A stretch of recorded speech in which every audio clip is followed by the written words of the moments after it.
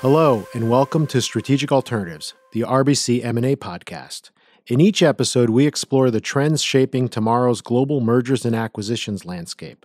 I'm Vito Sperduto, head of global M&A at RBC Capital Markets, and as always, I'm joined by Larry Grafstein, deputy chairman of global investment banking. Today, we have two special guests, Harold Vera, co-head of global financial sponsor coverage, and John Kokonos, global head of leverage finance and capital markets. This is the second part of our discussion regarding trends that we're seeing in the private equity and leverage finance markets and how they're impacting deal flow in general. Guys, let's jump right back into it. I think as we look forward to the remainder of this year and going forward beyond that, we're sitting in a pretty interesting time right now. We've got the S&P and the Dow certainly at 52-week highs and approaching the highs that they reached towards the end of 21. There's been a rate hike recently. I think there's a general sentiment in the market that maybe the Fed is done, which gives people some confidence that they can predict how it looks going forward. Why don't we start, Harold, maybe get a view in terms of how you think deal flow is going to come about in the second half of this year? What types of transactions do you expect? And, is it the second half of this year? Or do you think it's going to take longer? Thanks, Vito, and thanks for those remarks. And not only do our clients probably think that the Fed is done or hope that they're done, I think there's a growing conviction that we're also heading for a soft landing. So you can't really answer a question about sponsors' conviction around new deals, deploying capital in large amounts, and wading into this market, especially at reasonably high valuations, as you mentioned, without also talking about the macroeconomic climate and outlook. And I think there is a growing sense that 2024 could be a pretty, hopefully quiet and constructive tone to actually do deal making. We talk about this first half of the year, which kind of went by so quick. And, we had a major bank failure. We had a mini regional banking crisis. And so you never know when curveballs are going to come. But to your point, the private equity industry, these investors are incredibly creative. And they're going to continue to be creative and find ways not only to get deals done, but to also monetize those assets. And on the deal making front, you asked, what types of deals do I see happening? I really do believe that with the macroeconomic outlook improving, with a stronger leverage finance market on the syndicated side, it's an incredibly resilient market, both loan and bonds. And John will talk a little bit more about that. With rates, tightening, hopefully in terms of coupons for the best quality, I really do expect us to see a tremendous, I don't know about tremendous, but certainly a reasonable amount of take privates in the next 12 to 24 months. And I really do think that you're going to see corporates continuing to build war chests and divest, assets that they've deemed non-core. Even if they've been sitting on the sidelines waiting, at some point they're going to come out, and we're starting to see some of that happen. Assets where the corporates have been, it's been part of their portfolio for almost decades in some cases. And finally, this is the moment where they say, you know what? I know there's a private equity bid. Let's go. I do think the market right now is much more accepting of those divestitures, especially if it can be portrayed as allowing you to focus on the core business from a go-forward perspective. And so no longer does it have to be divesting an asset that purely, is a positive in terms of how it looks going forward. You can sell assets that maybe are lower valued and don't return as much, but you'll get an uptick from a valuation perspective because you've refocused the brand.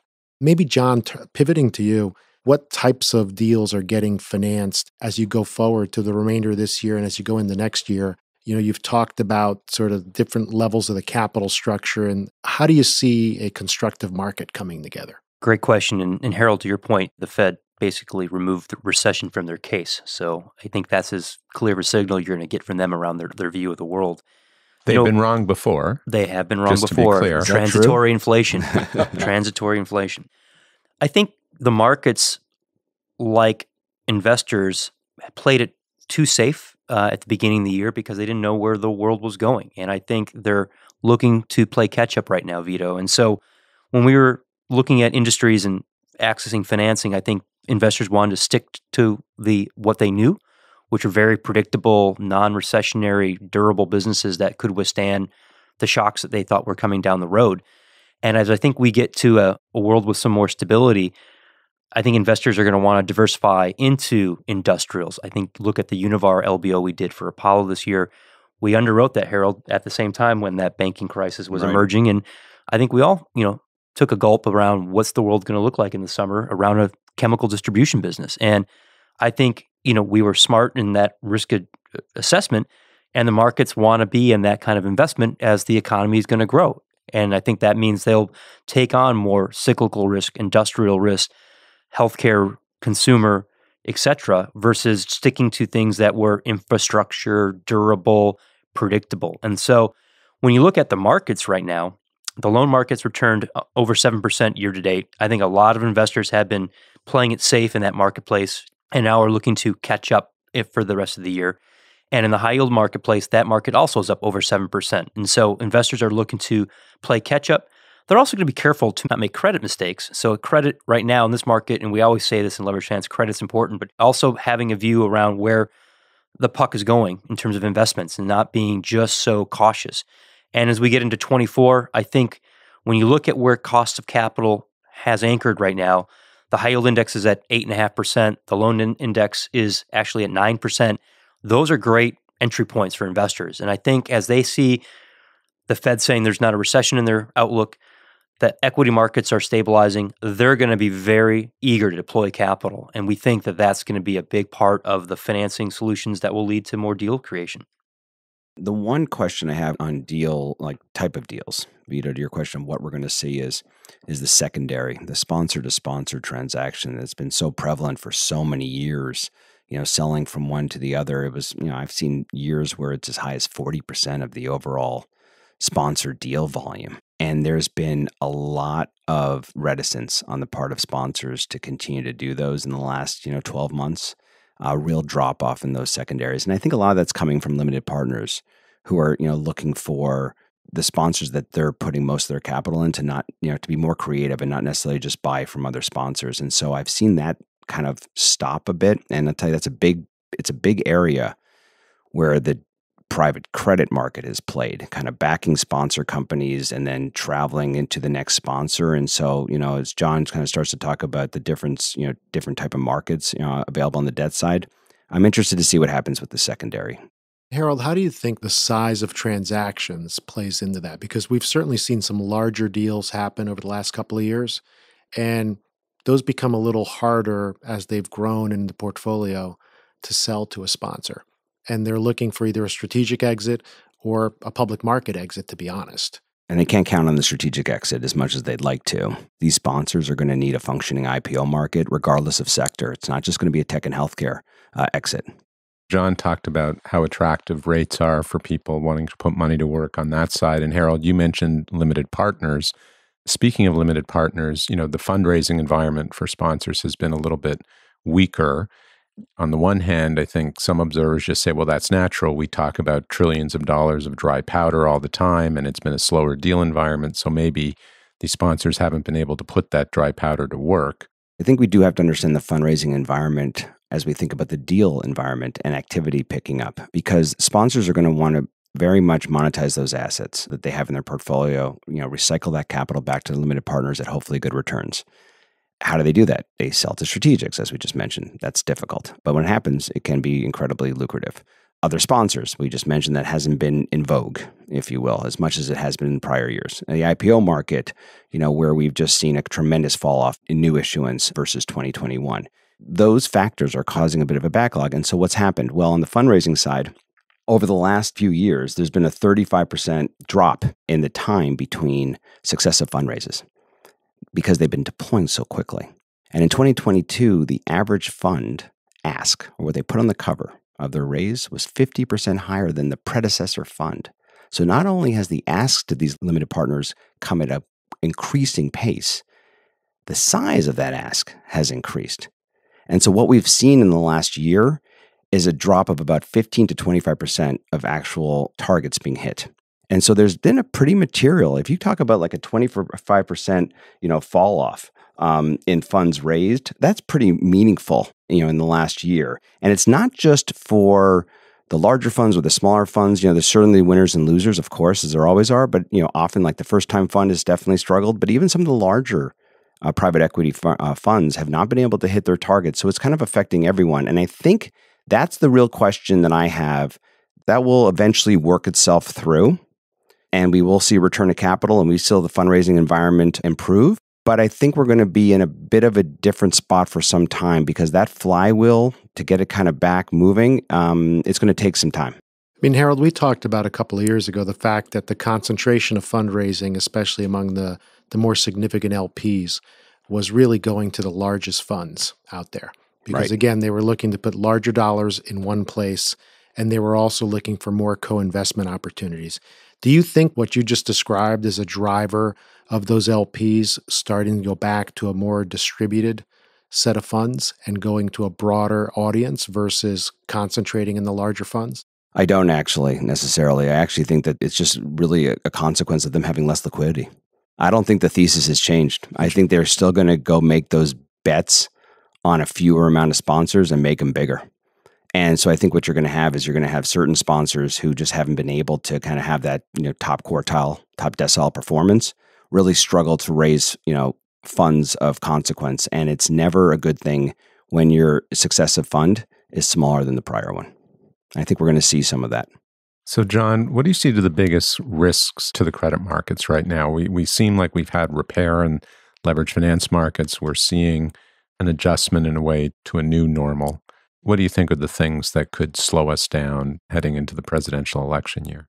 My biggest concern is the strength of the consumer. And right now, the GDP number that came out today showed a very strong U.S. economy, but our economy is driven by consumer consumption. And as student debt repayment starts to pick back up and we exhaust, savings, that's where we can see a little bit of a falter. So that's something to keep in mind. That could cause default rates, which is what really affects the leveraged finance markets, to tick up. So far, over the last 12 months with this higher rate environment that we've been in, we haven't seen a big pickup in defaults. We've been predicting it, but we haven't seen it. And that's pretty remarkable. But we also haven't lived with 5.5% rates for a long time yet. It's been half a year. It's going to be probably another year of this. So that's where we'll watch to see where there are cracks in the armor. And related to that, I think one thing, Harold, we should talk about in deal formation is the direct capital market, which, again, here to stay. It's been 30%. It's been more robust lately. I think we view the direct market as a good tool for sponsors. I think it's appropriate where middle market lending has kind of fallen away from the banks, where we really don't want to be portfolio managers. We want to be capital distributors. And so direct lending, I think, is a great vehicle for that.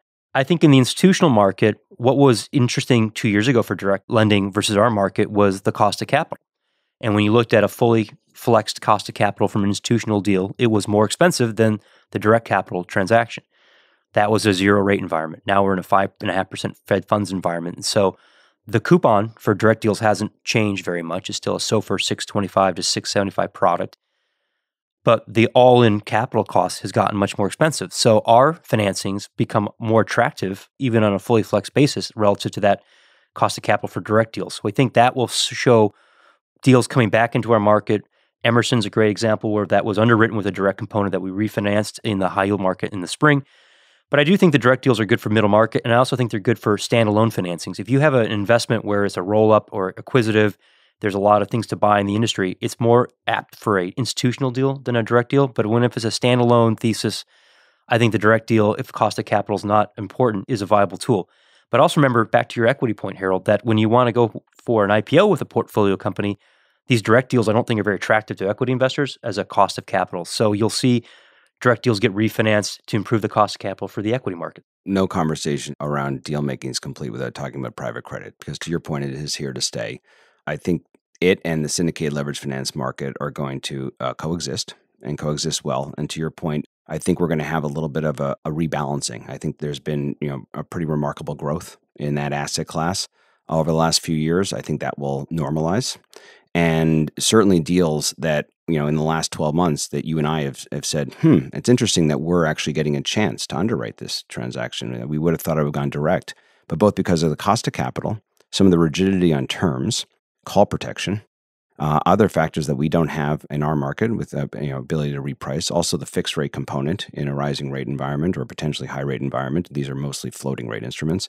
We've recaptured some share, and it's actually been across sectors. So it's actually been terrific. But I do agree that a well-functioning direct capital market, credit market and our markets, I think it's just only going to be beneficial to sponsors as they think about ways to finance their deals, ways to recap their deals, ways to think about other ways to monetize capital. And again, like when Larry asks about fundraising and we talk about how there's been this, short-term, cash squeeze for LPs and how's that going to impact, the thing that obviously makes us so bullish about this asset class is, it's attracted a staggering $10.7 trillion of capital in the last decade alone. Still, the amount of just dry powder that's sitting on the sidelines, the resilience of this asset class, and just the attractiveness of it to so many types of different investors, that is not changing. We may be in this, interesting moment here of some liquidity issues and a little bit of a backlog build on portfolio companies. But you asked Vito at the outset to look forward.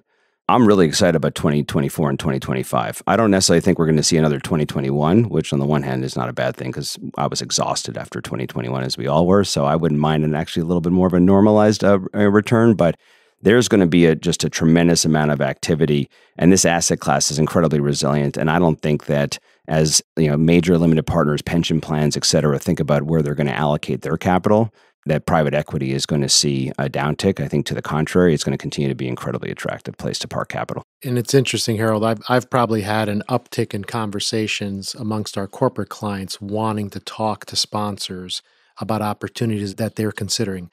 Maybe it's an investment or a joint venture, which again, something we really haven't talked about in recent years, to fund an opportunity that's slightly different than their core business.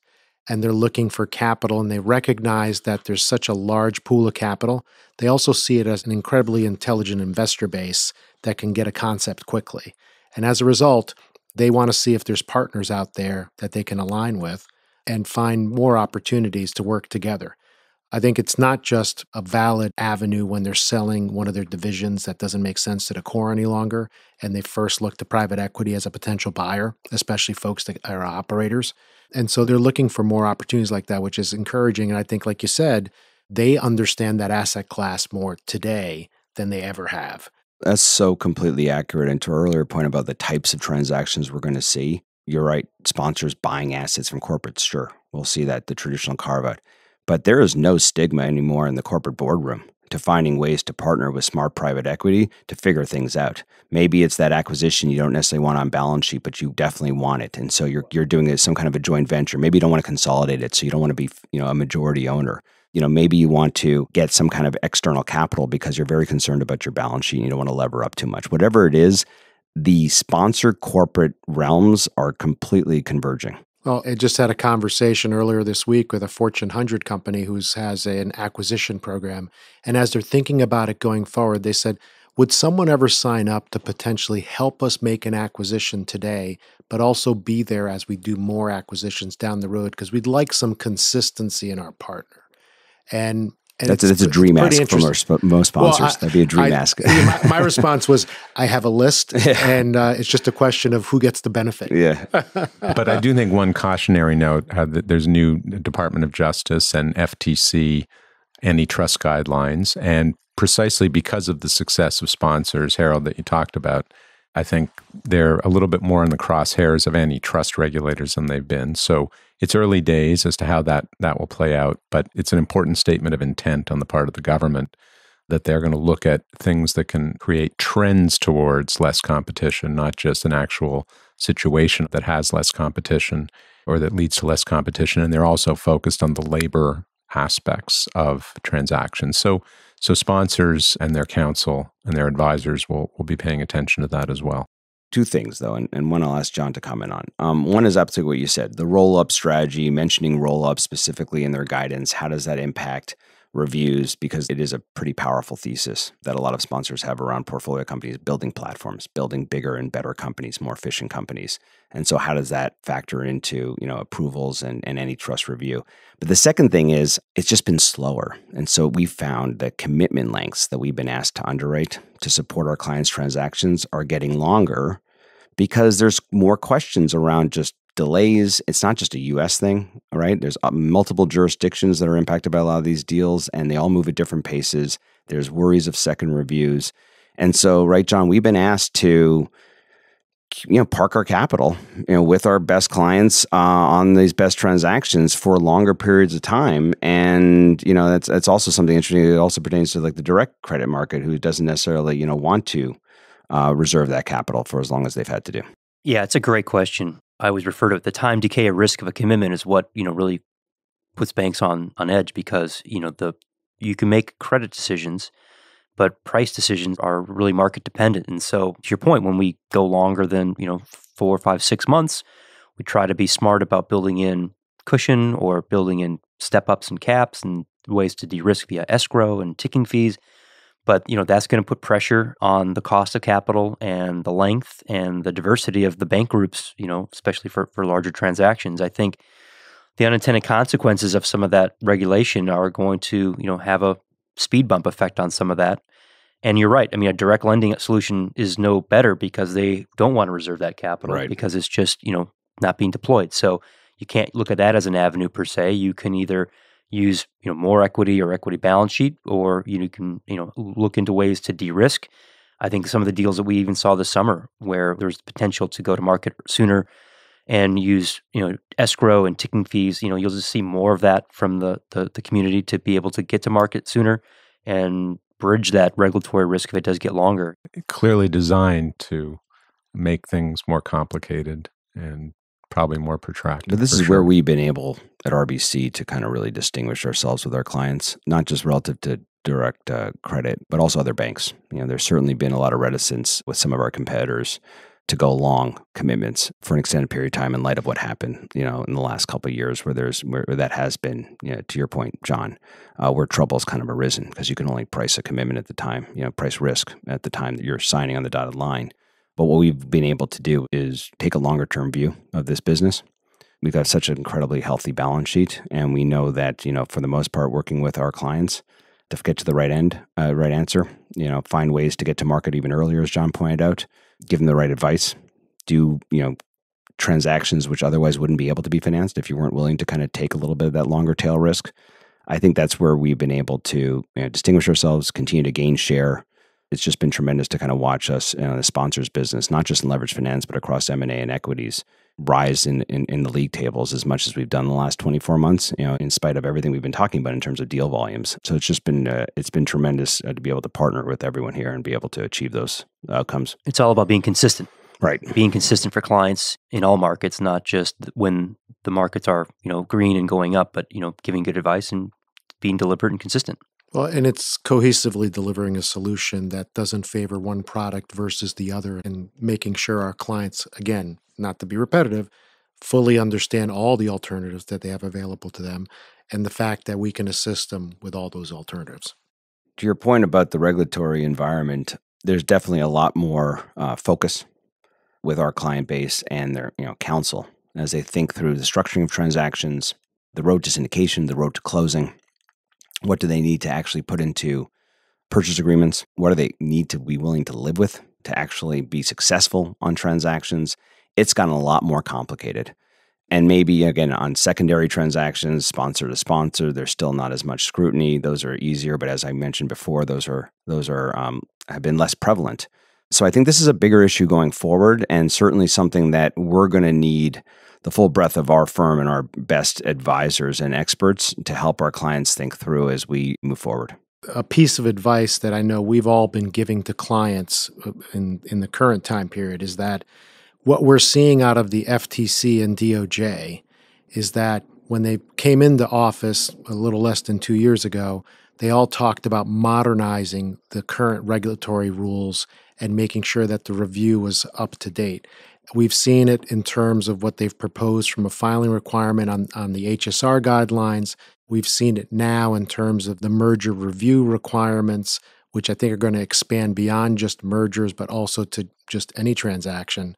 And we think that with the comment period that's currently going on and then the month or two it's going to take to implement any new change, that there's a 3 or 4 month window here right now, that if you're close on a transaction, it might behoove you to move a bit quicker to get something done sooner and be ahead of those changes and try to get that done, because I think the time period and the cost and just the work that's going to be required to get transactions approved and then closed is going to increase noticeably post that time period. Harold, John, thank you for joining Larry and me today on the podcast. I'm sure this won't be the last time we have you on, just given the relevance of your markets to the M&A markets and all the interplay that we have here. So thank you very much for joining us. It was great to be here. Thanks for having us. Yeah, always happy to talk about the financial sponsors business, so really appreciate the time. Another great conversation, Vito. Thank you.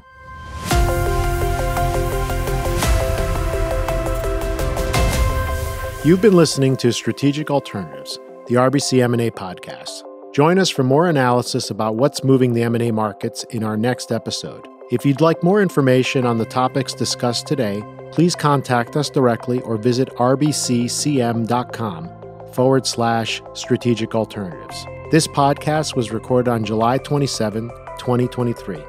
If you're enjoying Strategic Alternatives, don't miss an episode. Subscribe to us on Apple, Spotify, or wherever you listen to your podcasts, and please drop us a review and/or comment. This content is based on information available at the time it was recorded and is for informational purposes only. It is not an offer to buy or sell or a solicitation, and no recommendations are implied. It is outside the scope of this communication to consider whether it is suitable for you and your financial objectives. For disclosures, please visit www.rbccm.com/disclosure.